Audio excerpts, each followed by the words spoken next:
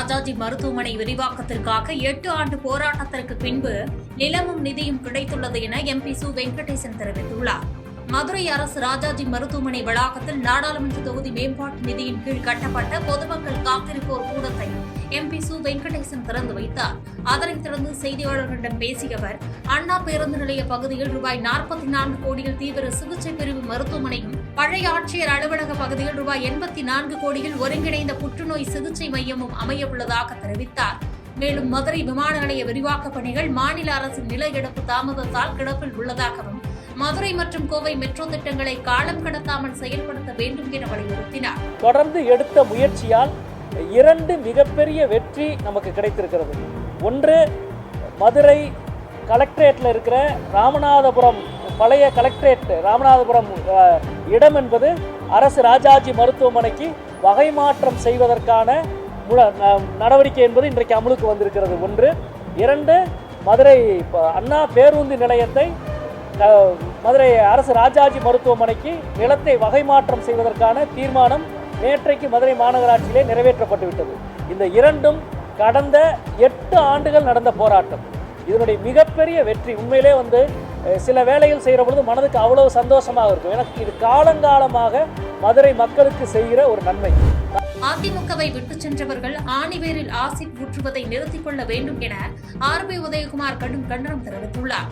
அதிமுகவை சேர்ந்த சில எம்எல்ஏக்கள் தங்கள் பதவிகளை ராஜினாமா செய்துவிட்டு தாவேக்காவில் இணைந்ததை கடுமையாக விமர்சித்து முன்னாள் அமைச்சர் RB உதயகுமார் மதுரையில் பேசி வீடியோ ஒன்றை வெளியிட்டுள்ளார். தங்களுக்கு உயர்வு கொடுத்த அதிமுகவை விட்டுச் சென்ற பிறகு கட்சியை பற்றி அவதூறாக பேசி ஆணிவேரில் ஆசிட் ஊற்றுவதை நிறுத்திக் கொள்ள வேண்டும் என்று சாடினார்.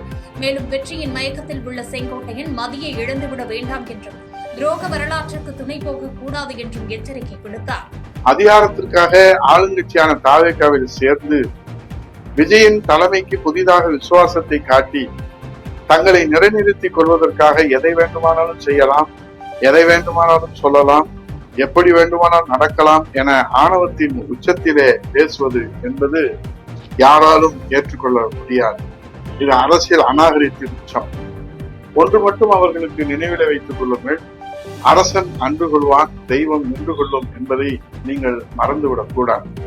தங்களுக்கு உயர்வு கொடுத்த அதிமுகவை விட்டு தாங்கள் சென்றதற்கு பிறகு அதிமுகவை காப்பாற்ற தாங்கள் பால்வார்க்கவில்லை என்றாலும் பரவாயில்லை, அதிமுகவின் ஆணி வேரிலே ஆசிட் ஊற்றுவதையாவது தாங்கள் நிறுத்திக் கொண்டால் நல்லது என்பதுதான் நாட்டு மக்களின் கருத்து.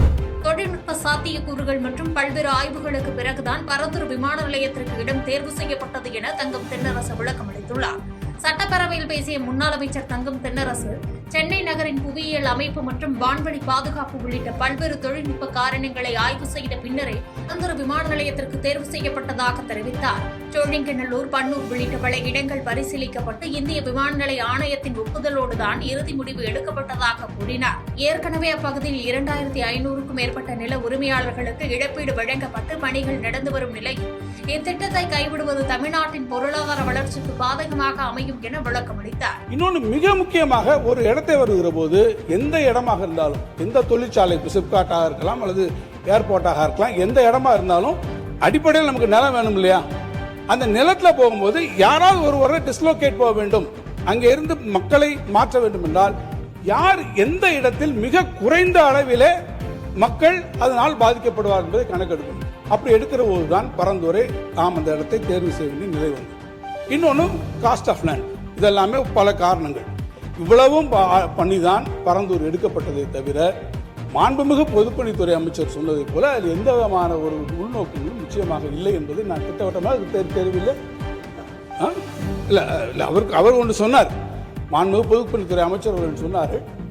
அதில் அதுக்கான முழுக்க டெக்னிக்கல் ஃபீஸிபிலிட்டி. ஏன்னா அரசாங்கங்கள் ஈடுபடுது, நாங்கள் மட்டும் கிடையாது. ஒன்றிய அரசு இத்தனை இடங்களையும் பார்த்ததுக்கு பிறகு ஒன்றிய அரசு இறுதியாக அவர்கள் அப்ரூவல் கொடுத்தது, நம்முடைய சிவில் ஏவியேஷன் மினிஸ்ட்ரி ஃபைனலாக அப்ரூவல் கொடுத்தது பரந்தூரில் கொடுத்தார். மூலப்பொருட்களின் விலையேற்றம் மற்றும் ஊதிய உயர்வு காரணமாக உலக புகழ்பெற்ற கோவில்பட்டி கடலை மிட்டாயின் விலை 25% அதிகரிக்கப்பட்டுள்ளது. தூத்துக்குடி மாவட்டம் கோவில்பட்டியில் கடலை மிட்டாய் உற்பத்தியாளர்கள் மற்றும் விற்பனையாளர்கள் சங்க ஆலோசனை கூட்டம் நடைபெற்றது. இதில் வெல்லம், கடலை பருப்பு, ஏலக்காய் மற்றும் பேக்கிங் கவர் விலையேற்றம் மற்றும் பணியாளர்களின் ஊதிய உயர்வு ஆகியவற்றை கருத்தில் கொண்டு இதுவரை கிலோ ரூபாய் 220க்கு விற்கப்பட்ட கடலை மிட்டாய் இன்று முதல் ரூபாய் 270க்கு விற்கப்படும் என அறிவிக்கப்பட்டுள்ளது. மேலும் தமிழக அரசு சத்துணவு திட்டத்திலும் மத்திய அரசு வந்தே பாரத் ரயில்களிலும் கோவில்பட்டி கடலை மிட்டாயை சேர்க்க வேண்டும் என்று உற்பத்தியாளர்கள் கோரிக்கை விடுத்துள்ளனர். அதிகமான வியாபார பெருமக்கள் கடல மிட்டாய் தயாரிப்பதே மிகப்பெரிய கேள்விக்குறியாக உள்ளது.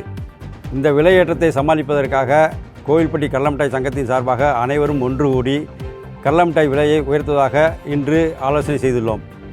அதாவது இதுவரை விற்று வந்த கடல மிட்டாய் விலையிலிருந்து ஒரு 25% விலை ஏற்றம் செய்வதாக ஒருமனதாக தீர்மானம் நிறைவேற்றப்பட்டுள்ளது. இன்றிலிருந்து கடல மிட்டாய் விலையானது ஏற்கனவே விற்கப்பட்ட விலையிலிருந்து ஒரு 25% அதிகப்படியாக விற்கப்படும்.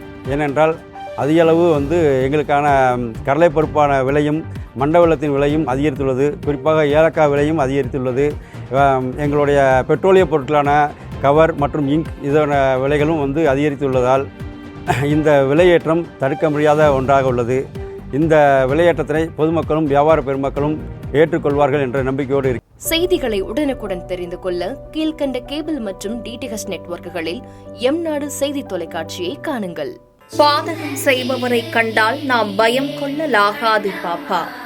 மோதி மிதித்துவிடு பாப்பா, அவர் முகத்தில் உமிழ்ந்துவிடு பாப்பா.